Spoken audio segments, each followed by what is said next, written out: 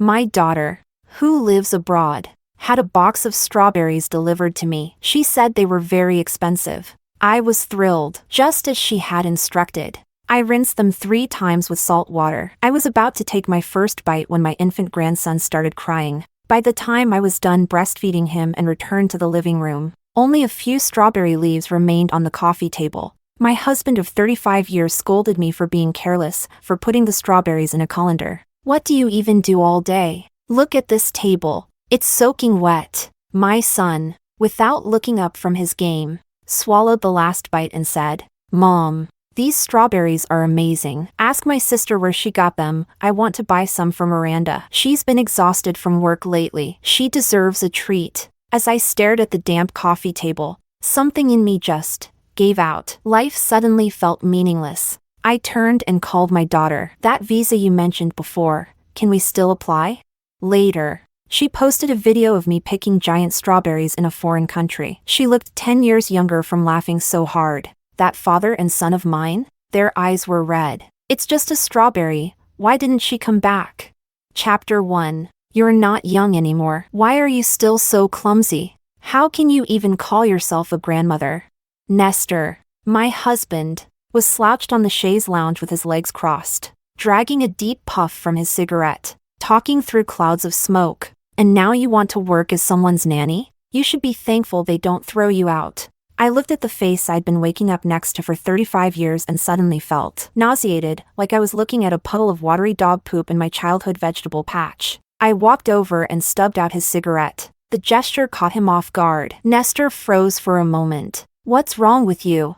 I picked up a cloth and wiped the water off the coffee table. Our daughter-in-law said no smoking in the house. The baby's still small. He shouldn't be breathing secondhand smoke. Nestor glared at me. I wasn't even smoking near the baby. "You're being dramatic. It'll air out in a minute." Seeing that he was about to light up again, I threw the cloth back on the table and said loudly, "You're not smoking." My raised voice finally drew the attention of our son, Eric. He looked up from his phone screen in a daze, glanced at both of us, said nothing, and walked off to his room muttering, Go, I'll tank." I'm known for having a soft temper. In all these years of marriage, I rarely argued with Nestor. Anytime I showed the slightest displeasure, he'd bark. "Sandra, getting bold now. Huh? You forget how I've slaved away all these years to provide for you. Learn to be grateful." Just like now. After I snapped at him, he straightened his neck and shot back with venom.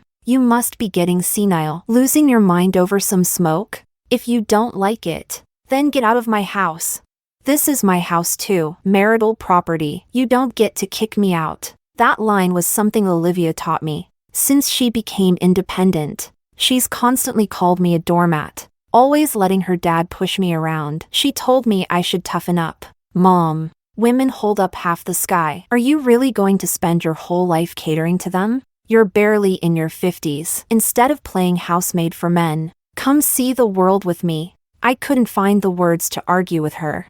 I've spent most of my life like this. No one ever told me it was wrong. My late mother and Olivia's grandmother both said, "Men are the sky. Women must yield. Peace in the family is worth everything." But Olivia told me that was nonsense. A family is built by both husband and wife. Earning money and raising children are equally important. No rule says women have to serve men. She said it enough times, and I finally started to believe it, just a little. And now, I was putting it to use. He yelled. I yelled louder. Nestor had never seen me like this. He was stunned, panting like a cornered ox. But in the end, he didn't light the cigarette. I looked down at the empty basket and whispered, "Olivia sent me those strawberries. I didn't even get to eat one." "What?" Nestor didn't seem to hear me clearly. I said it again. He looked at me like I'd lost my mind. "You're seriously throwing a tantrum over a strawberry? At your age? Still this greedy?" "Yes, over a strawberry. I served his parents, ran the household, raised 2 kids. All these years, I never ate strawberries. When I was younger, we couldn't afford them. Now that I'm older, wanting one strawberry makes me greedy? Fine. If you want some that badly, go buy half a pound." I've never seen an old woman so obsessed with food. He scowled, looking as though he'd just graciously forgiven me. He was waiting for me to soften. Like always.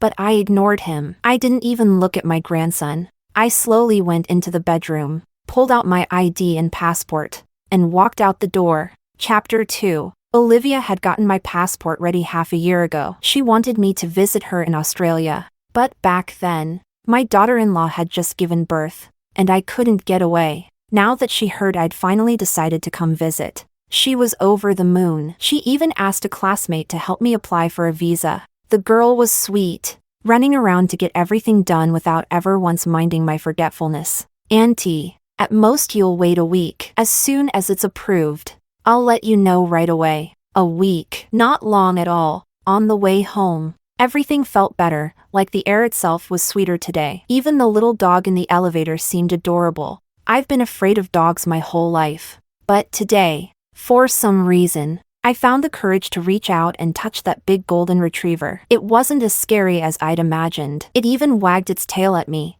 That good mood lasted until I reached my front door. Before I even opened it, I could already hear Miranda yelling inside. What? He's not your son? You won't even look at him? Leaving a baby to cry from hunger like this?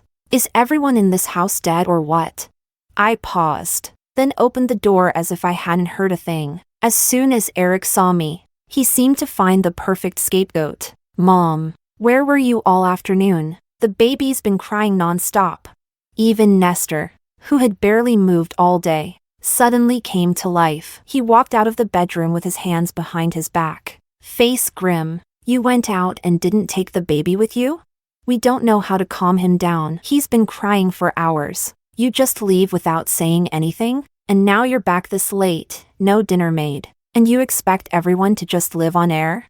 I didn't want to fight. I was planning to visit Olivia in a few days and didn't want to spoil the mood. But I bit my tongue and still couldn't hold it in. Then learn. Olivia said nobody's born knowing how to cook, clean, or soothe babies. Nestor had never washed a single dish or piece of clothing in his life. Starting today, neither will I. If you don't know how to cook, learn. If you can't learn, then go hungry. Maybe it was the argument from earlier, but seeing that I was still angry, Nestor shut his mouth. Eric, on the other hand, had just been scolded by Miranda, and he wasn't in the mood to let things go. What's wrong with you, Mom? Are you trying to burn this house down or what? Miranda worked all day. I finally get one day off, and you're the one who's home all the time. If you don't cook, who's going to? I couldn't be bothered to argue. I went straight to my room and left the three of them standing in the living room, looking at each other. Behind the closed door, I could hear their muffled voices. Dad, what's going on with her? No idea. Not very capable, but a hell of a temper. Must have grown a hole in her head or something. Lost her mind over one damn strawberry. Oh, come on. All that over something so small? If I'd known, I would have left her a couple. We can just buy more tomorrow. Miranda didn't say a word. She picked up the baby and went back to her parents' place. That night, I didn't cook. And the next morning, I didn't make breakfast either. Chapter 3. For the first time in forever, I slept in. Outside, chaos had already erupted. Eric woke up late and was rushing to work. Mom, where's my white shirt? I need it for a meeting. Is it ironed? I didn't wash it. What do you mean? Eric froze. Nestor trailed behind him, urging me to get out of bed. So you didn't do the laundry? Fine, but at least get up and make some noodles. I've got to eat before heading out. I promised the guys I'd go fishing. I pulled the blanket over my head. I'm not feeling well. Make it yourself. There was a pause outside the blanket. Then Nestor gave a cold snort. You don't want to cook? Fine, I'll eat out. Let's see if the world stops spinning without you. Go ahead and never cook again. See how long the family lasts living off takeout. I give you 3 days. I thought to myself, make it 6. By then, even if I don't cook, someone will. Once they were gone, I got up and went to meet an old friend. She was lucky, her husband had passed away early, and she hit the jackpot with a second round of housing compensation. These days, she lived like a queen, dancing in the square every evening. When she heard I was going abroad, she dragged me straight to an upscale shopping mall. You can't go overseas dressed like that. Look at your clothes. completely washed out. I saw you wearing the same shirt 10 years ago. The full-length mirror nearby reflected my graying hair and faded sleeves. For a moment, I was taken aback. 35 years ago, I was also a girl who loved dressing up. When we got married, Nestor had told me I'd always be his little girl. Time wore me down. In a blink, I'd become the family maid. My friend picked out several outfits for me and generously insisted on gifting them. I politely refused. I've lived frugally all my life. In the end, I only took one. Even then, it cost 300 yuan, and I felt uneasy about it. But then I thought about the fishing rods Nestor kept piling up in the house. They were way more expensive, and he never even used them. With that in mind, I added another outfit to the pile, an auspicious number, 800 yuan in total. I bought them both. When I got home, Eric hadn't returned from work yet, but Nestor was already there, awkwardly lounging on the couch, stealing glances at me from the corner of his eye. I glanced past him and saw a fruit bag on the coffee table. Noticing my gaze, Nestor lifted his chin in a stiff, proud motion. Cost over 20 yuan per jean. Such a fuss over nothing. Just eat it and make dinner. The bag was open, revealing a bunch of shriveled strawberries, clearly leftovers that had been sitting unsold for days. They weren't washed. And of course, Nestor had no intention of eating them because they were for me. It had always been this way. The good food went to the hard-working husband and the kids. What was left, half rotten, half warm, I got. Back then, everyone had it rough. Being shortchanged didn't feel unfair. But now, Nestor got a pension. The kids were grown. I didn't want to eat them anymore. Right in front of him, I tossed the bag of strawberries into the trash. Before he could lash out, I cut him off. They're spoiled, not edible. Then, while he was still stunned, I turned and walked into the kitchen. Before I got home, my daughter-in-law had called. Her parents were coming for dinner. Guests are guests. After all, can't have them going hungry. Chapter 4. Miranda came from a single-parent household. Her father had suffered a stroke last year,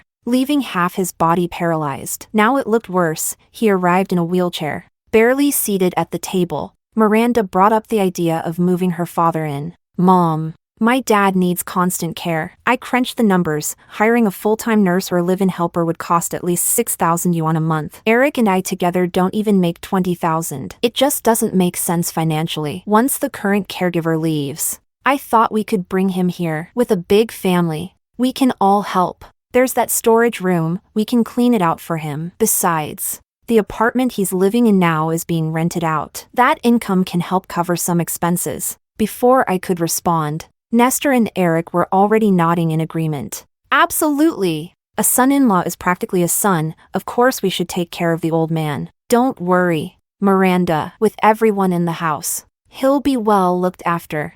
The braised ribs I had specially prepared for tonight tasted like cardboard in my mouth. I looked up at Nestor and Eric amid their cheerful enthusiasm. Are you the ones who'll be taking care of him? My son and daughter-in-law both work full-time. Nestor wouldn't lift a finger to boil water. So who, exactly, was going to carry this burden? Images of the years I spent caring day and night for Nestor's parents flooded my mind. Sick elders, untouchable, unscoldable, always causing chaos. It was exhausting. I'd only just made it through those years. And now they expected me to do it again? The thought was suffocating. My voice was soft, but it froze the dinner table instantly. Nestor frowned. You've been moody for days. What's your problem? It's just caring for a half-paralyzed man. You've done it before. Why not now? He slammed his bowl down. Sandra, you spent 800 yuan this afternoon. What did you buy? Clothes made of gold. I let it go. Called it a bad luck expense. But now you're pushing your luck. Keep this up and you won't get another cent from me. You're just an old woman now. You ignore your son. Your grandson. What? You planning to run off and get a divorce like those crazy women outside? The word divorce hit me like a shock. Divorce. Why hadn't I thought of that before? Noticing I didn't respond, Nestor softened his tone. I know you're upset. That's why I went out and bought you strawberries this afternoon. You should learn to be grateful. Eric nodded eagerly. Yeah, Mom. Aren't I your own son? Is it really that hard to help us out?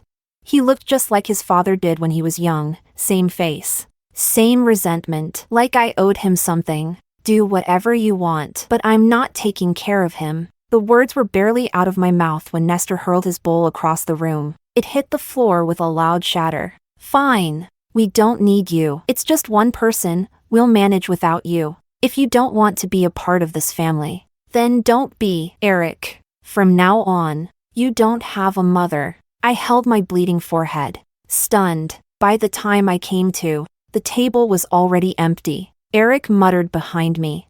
Mom, don't blame Dad. You're the one who keeps turning a small thing into a big drama. That night, I asked my daughter about getting a divorce. Chapter 5. Father and son acted quickly. As soon as the caregiver left, Miranda's father's luggage was moved in. At the same time, Olivia called to tell me the expedited visa had been approved. The flight was booked for the morning after tomorrow. Mom, you don't need to worry about a thing. I'll be waiting the moment you land. Maybe it was a kind of silent understanding between mother and daughter, but neither I nor Olivia told the father and son about this. On the first day her father moved in, Nestor actually did what he said. He started taking care of him himself, but he gagged endlessly while changing adult diapers, and nearly threw up again wiping him down. After just one day, the moment Eric came home, Nestor began complaining. My back's shot. Some people just sit on the couch all day watching TV, acting like they can't see what's going on. No shame, no conscience. I acted like I didn't hear a thing, quietly tending to the flower pots on the balcony. Those 2 begonias were fussy, too much or too little water and they die easily. I couldn't take them overseas, so I planned to give them to my old friend to take care of. Nestor went on grumbling with implied jabs, and Eric chimed in with his own sarcastic remarks. Both of them stared at me, waiting for me to cave in again, waiting for me to say something they wanted to hear. But I turned and went straight into my room. I knew them too well. They were betting I'd feel guilty, so they'd take it on at first, then dump it on me later. But this time, they were in for a rude awakening. After 30-some years, Nestor still thought I didn't have it in me to stand firm. That night, one of his fishing buddies called to invite him out the next morning. Without a second thought, he agreed, deliberately putting the phone on speaker so I could hear. But since he didn't bring it up with me, I acted like I hadn't heard a thing either, and left the house earlier than him the next morning. What I didn't expect was that, when I came back, my key no longer worked. It was a brand new lock. My old key didn't fit. I called Eric. On the other end, he stammered for ages before finally spitting out, Mom, why don't you just apologize to Dad? I've got work. Anne. I really shouldn't get in the middle of your business. At that moment, it all became clear. Nestor had done this on purpose. I locked him out once, so now he'd lock me out. From the other side of the security door, I heard his angry voice. So now you want to come back? You like running off? Then don't ever come back. I stood there for a long while, and suddenly, old memories started flashing through my mind like a slideshow, then froze on one scene. Back when I was young, Nestor and I had fought like this before. I had just given birth to Eric, hadn't even finished my postpartum recovery, when I discovered Nestor flirting with a widowed neighbor. That was the worst fight we'd ever had. I left with Eric in my arms, sobbing, and ran back to my parents' home. At that time, I really did consider divorce, but I hadn't stayed even a full week before overhearing my brother and sister-in-law grumbling. We're barely getting by, and now we've got 2 extra mouths to feed. What kind of married woman runs back to her family asking for handouts? Even my mother tried to convince me. Men are like that, flirty by nature. As long as he comes home, he's still a good man. You've got 2 kids now. Just bear with it. You're already married. A daughter married off is like water thrown out. We can't interfere. That's when I realized I didn't have a home anymore. And so, I returned. Humiliated. Nestor had locked me out back then too. Only opened the door when baby Eric cried so hard he was gasping for breath. The look on his face was full of smug satisfaction. Like now. So now you want to come back. Last night, Olivia asked me why I suddenly wanted a divorce. I didn't know how to answer her then, but now, I do. The things I didn't have the courage to do when I was young, I can't let a whole lifetime go by without doing them. Chapter 6. Thankfully, I had sent my luggage to my friend's place earlier. Spending one night there wasn't a problem. The next morning, she drove me to the airport. Just before boarding, I got a message from Eric. Mom, can you stop being so stubborn? Would it really kill you to call Dad or text him an apology? You're making it so hard for me and Miranda at home. Then Nestor texted too. Sandra, you've got guts now. Fine. I won't stop you. Just get divorced if that's what you want. I replied with a single word, okay. Then I turned off the phone and swapped in the new SIM card Olivia's classmate had set up for me. My old friend chuckled beside me. You're really going through with it? I smiled back. There's still plenty of life ahead. Time to try living it differently. Chapter 7. In over 30 years of marriage, Nestor had never felt things were so out of control. Right after sending Sandra what he thought was a text to help her save face, he called Eric. I give it a few days, your mom will come crawling back. Dad, I'm on your side. I already talked to her. Just wait a bit. She'll come home and take over again. But before the call even ended, chaos erupted in the house. In the living room, Miranda's half-paralyzed father was shouting that he needed the bathroom, he had to be changed. In the bedroom, the older grandson, who could barely talk, was screaming from hunger, crying his lungs out. Nestor scrambled between the two. In his rush, he dropped the glass bottle he just prepared, milk spilled all over the floor. The baby kept crying, turning red in the face. Nestor panicked, tried to mop up the mess, but slipped and slammed his head against the bed frame.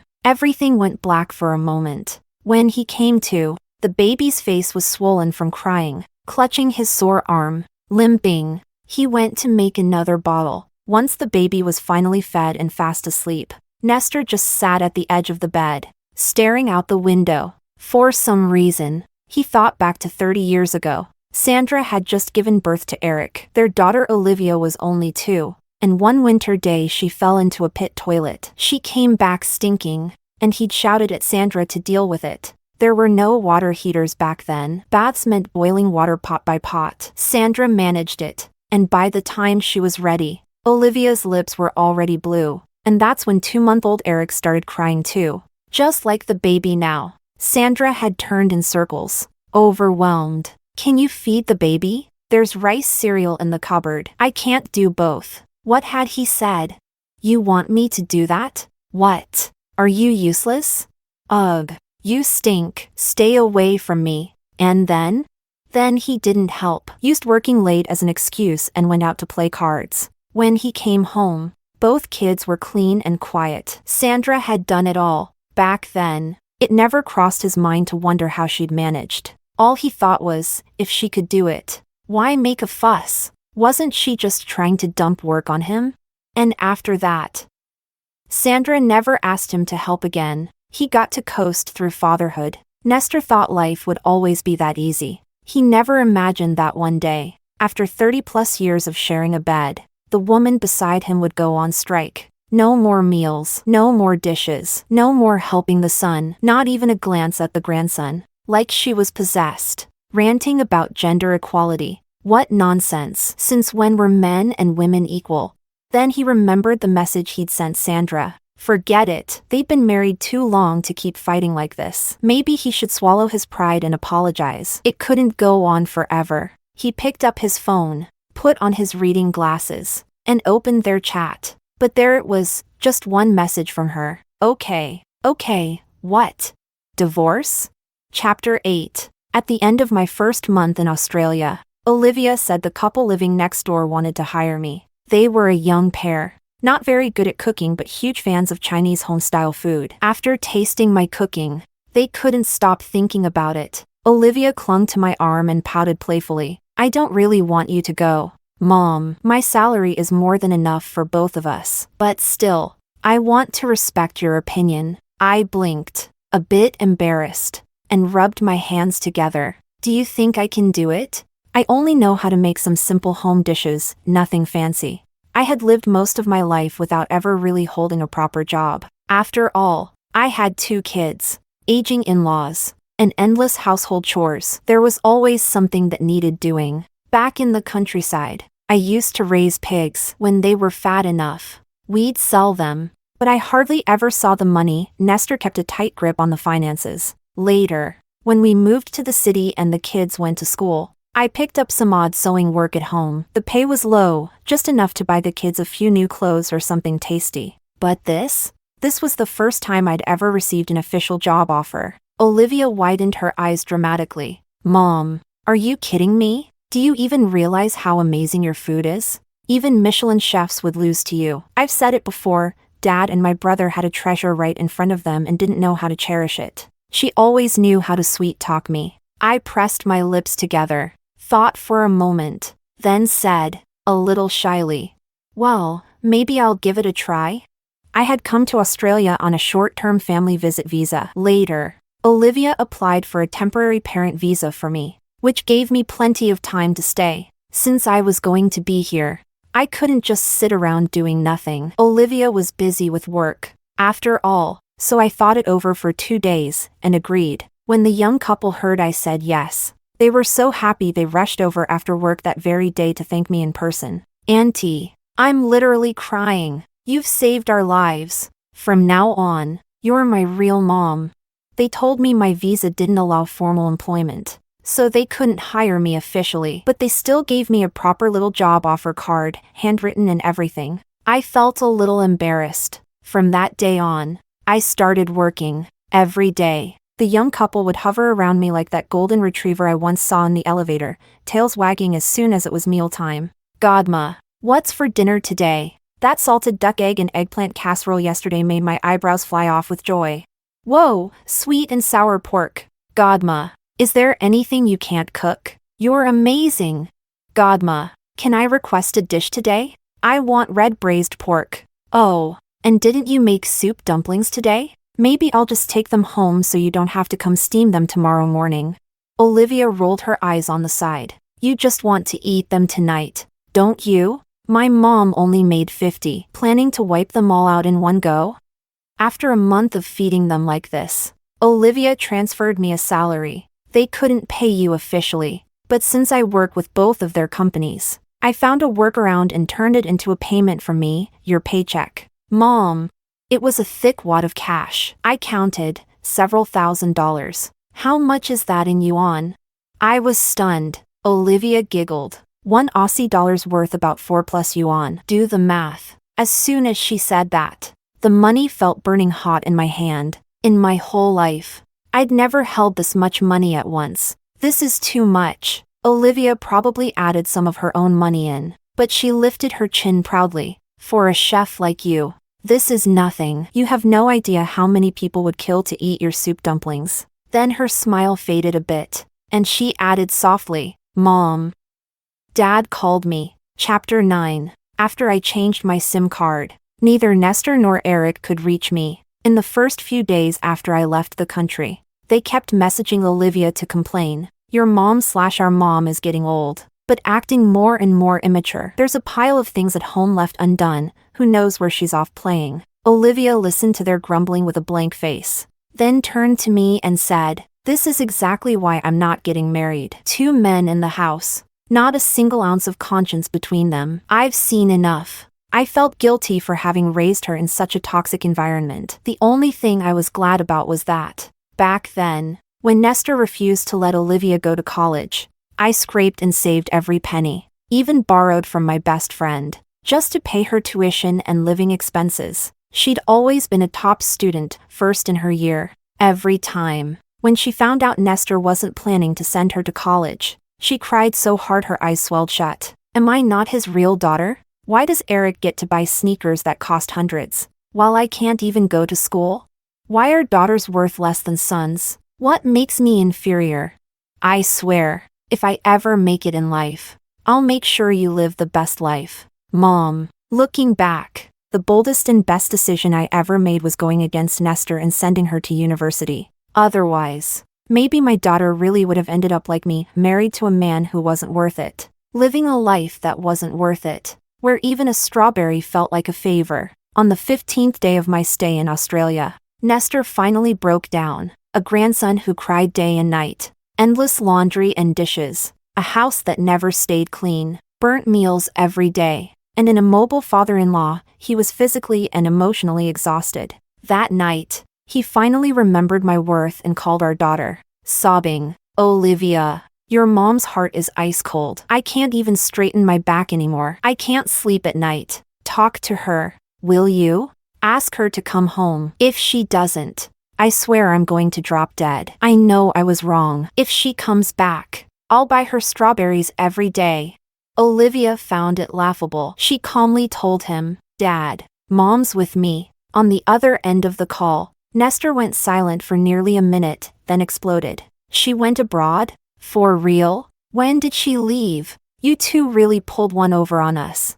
Before he could start spewing more insults, Olivia hung up. Later, my friend told me that call made Nestor so furious. He ended up in the hospital in the middle of the night. The good news was that he was healthy enough, nothing serious. The bad news was that, after getting discharged, he changed completely. Every day, he ranted about buying strawberries. As for Eric, now stuck caring for 2 elderly patients and a child, he quickly wasted away. Within a month, he was almost unrecognizable. In the end, they had no choice but to hire a nanny. Seeing that there were 2 elderly people and a kid, the nanny opened her bid at 13,000 yuan a month as a friendly discount. After negotiating, it was settled at 11,000. When Eric learned I was abroad, he tried every possible way to contact me. As soon as the call went through, he sobbed into the phone, Mom, have you abandoned your son? I'm running myself ragged. Dad and I both know we were wrong. Please come home. I miss you. Hearing my son, whom I had loved dearly for decades, cry like that. Of course I felt something, but I genuinely didn't know how to respond to him anymore. He was the flesh of my flesh. Born after 10 months in my belly, I'd watched him grow from a tiny baby into the man he is now. As a boy, he used to feel sorry when I hurt my hands chopping wood. Or when Nestor slapped me in a drunken rage, he'd hug me gently and whisper, Don't cry, Mommy. He once promised me he'd travel the world with me when he made money, and take me to eat every delicious thing on earth. But that boy eventually became like his father, another knife, stabbing me deep. Now he cries and says he's sorry. Swears he'll treat me well from now on, but I don't believe him anymore. Maybe Olivia was right. They aren't truly sorry, they just regret it. They regret not leaving me even a single strawberry that day. And that's how I gave up completely. Chapter 10. When strawberry season came around again, Olivia personally drove me to a farm where we picked baskets of strawberries. There were white ones, red ones, and even beautiful pink ones. She took lots of photos of me and posted them on an international social media site. Caption, a strawberry feast, my mom deserves all things beautiful. The comments poured in. That's not her mom, that's her sister. Absolute Rose, JPG. Wow. I know this auntie. She's my friend's godmother, her cooking is amazing. So jealous. Retired and traveling abroad. Living the dream. Even Eric left a comment. Mom looks so much younger now. Nestor wasn't good with technology, but I heard he borrowed Eric's phone and stared at those photos for a long time, scrolling back and forth, before murmuring, Your mom was actually quite pretty when she was young. I fell for her at first sight. Then he sighed deeply, eyes misty. It's just a strawberry, we have plenty at home. Why won't she come back?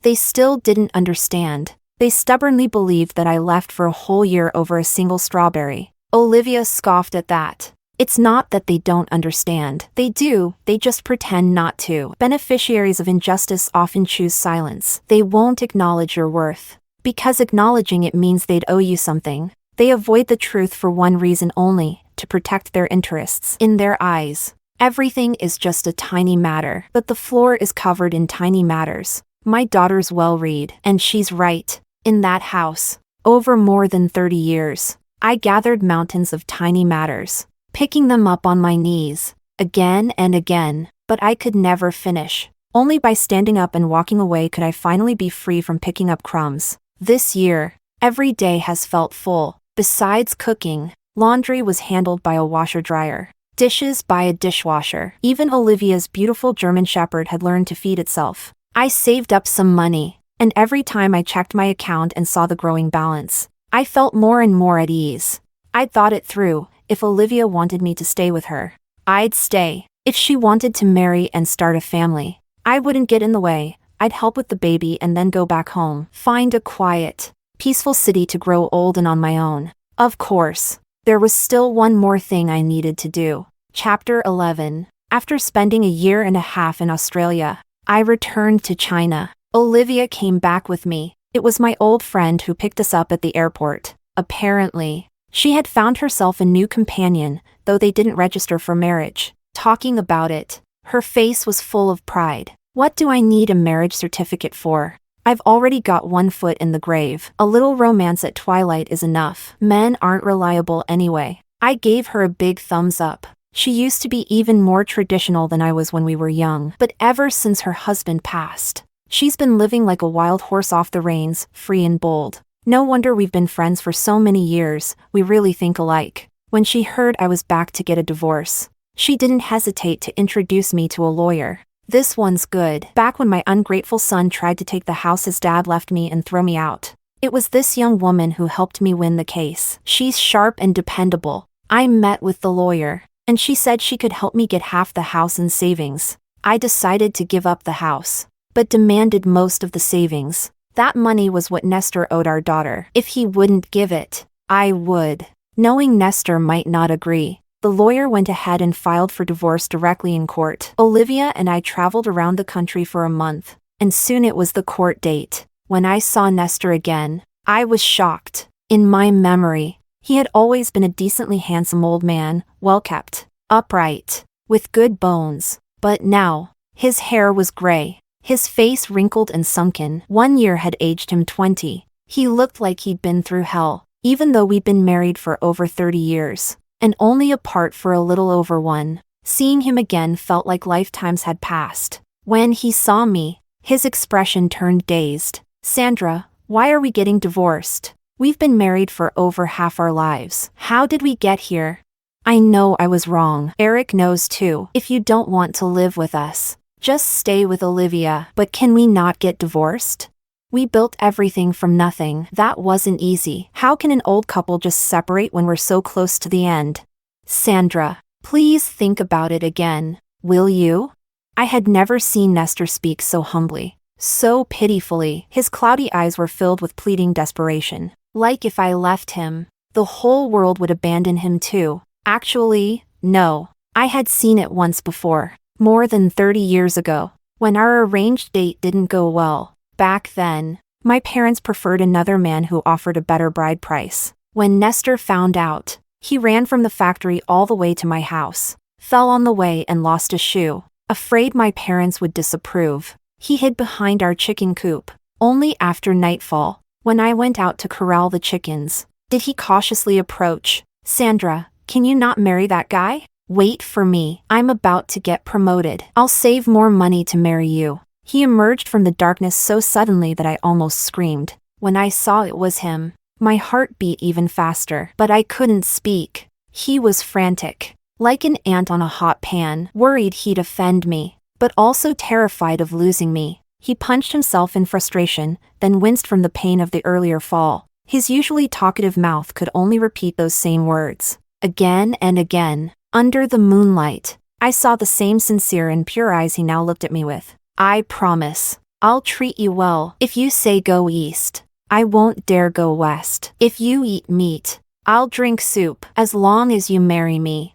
30-some years ago, he swore he'd give me the world, and I, full of hope, walked into that marriage, only to slowly lose myself in it. Now, 30 years later, he begged me not to leave, but I had already poured every drop of faith into him and come up empty. I looked at him calmly and answered, my voice soft, but carrying weight. Nestor, I truly don't want to live with you anymore. It's not because of that strawberry. It's because I don't want to be buried next to you. I don't want to take the label Nestor's wife into my coffin. I hate the thought that even in death, I'll still be stamped with your name. As soon as I said that, it was like a massive stone crushed his back. I saw his eyelashes tremble, and then, the light in his eyes went out. After a long silence, his lips trembled as he finally said, Sandra, I've wronged you. Chapter 12. After I got divorced, my daughter decided to return to China.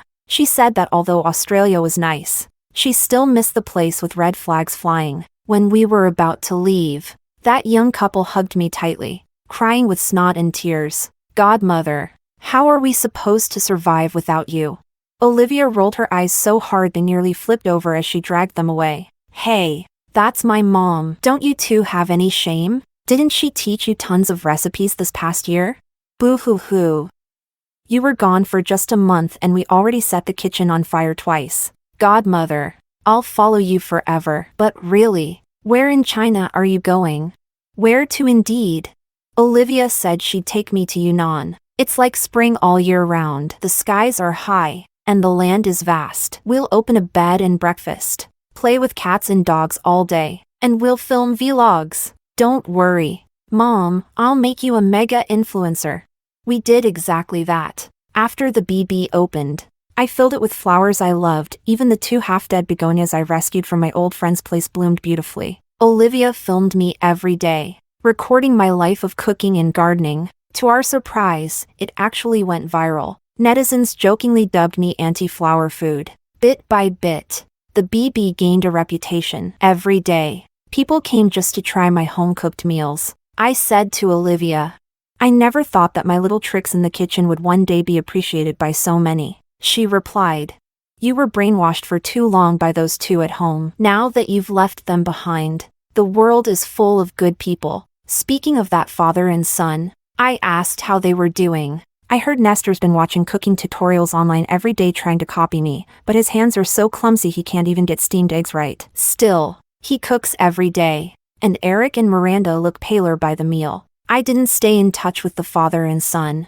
but I occasionally chatted with Miranda, my daughter-in-law. My eldest grandson was growing up fast and could now call me grandma. Miranda once said to me in private, Mom, I'm really sorry. I never realized it before. But since you left, this house has been an absolute mess. Don't worry. I already yelled at Eric. Now he does housework and takes care of the kid every day. I won't let him off easy. And as for little Bao, I swear I won't let him grow up to be like his dad. I waved it off and said, no need for all that. We're all women, Olivia says. Girls support girls. Suddenly tossing out that line in English. Miranda was stunned for a second before bursting out laughing on the other end of the phone. Even my grandson giggled along, not fully understanding but happy because his mom was laughing. Back on my end, Olivia appeared from the garden, carrying a hoe. Mom, we've got guests asking what's on the menu today. Coming. Just stop messing with my flowers. You're going to kill them again. Come on. I don't believe it. A top student like me can't even keep plants alive. Sunlight filtered through the leaves, falling softly onto Olivia's fair face, just like when she used to stand stubbornly against Nestor's disapproval. I brushed a leaf off her head, smiling. All right, I know you've got this. After all, she's my daughter, and whatever she chooses to do, she'll make it.